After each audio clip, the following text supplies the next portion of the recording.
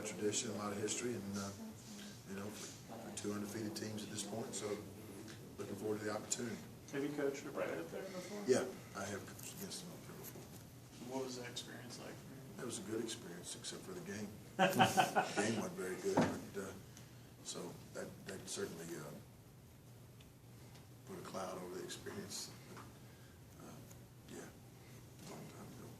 How would you characterize their offensive line? Really, really, really good.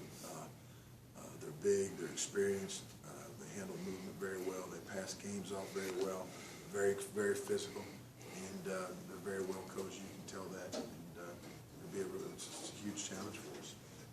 And tackle Stanley, how good is he? He's really good, Yeah. Really good.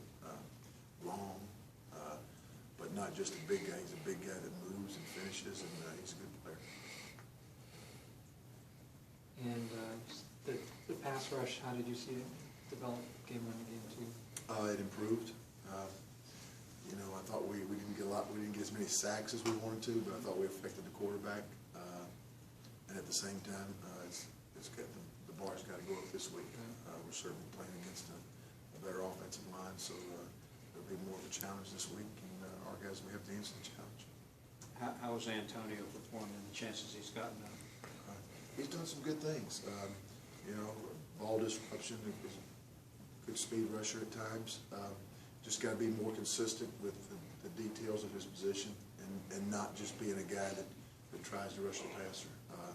He's got to become more of an every down player, but he's working extremely hard. He's practicing hard, and he's practicing good habits. We just got to see those habits translate into game performance, and he's making strides. Not there yet, but pleased with the way he's working, and pleased with his approach to the game. The way he studies the game, and the way he works at it, not only on the field but off the field. But still got a ways to go, and a lot of room for improvement.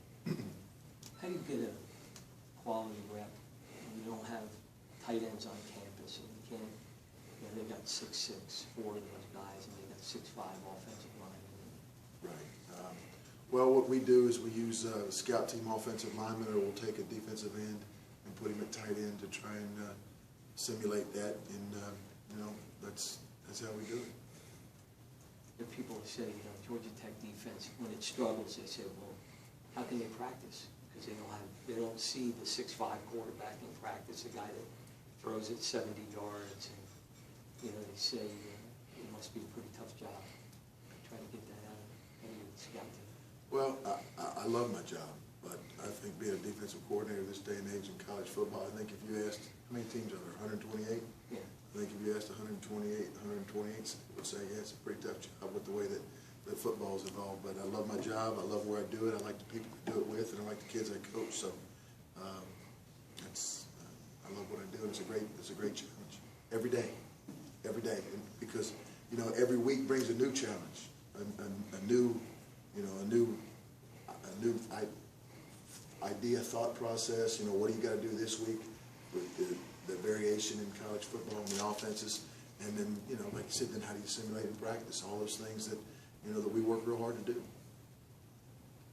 There's so much culture of offense around here. Do you talk about to your kids about, hey, let's get a culture of defense? Well, we certainly want to establish our own identity because we have pride in what we do and pride on what we put on tape, and at the same time, you know, it's all that's within the concept of team. Because we all want to play well. Like I said, we're all prideful as players and as coaches. And at the end of the day, when we win, we're all excited about it and all happy about it.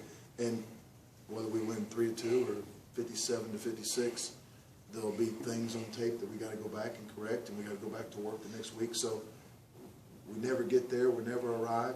But, it's just part of the process and the journey of the season. You got some challenges with Notre Dame's passing game with Fuller, especially. Tough guy to. And he's not the only one. I think he's averaging 22 yards a catch. He runs by everybody he plays on tape. But they've got other good players at the wide. They got a lot of weapons. They got, like I said, they've got a big, experienced, physical offensive line that's got maturity to it, and then a lot of really good weapons. And you know, that's why they're averaging almost 500 yards and, you know, 36 points a game. So you know, they're good at what they do. So they're doing it with good people. going to be important to put some pressure on the quarterback.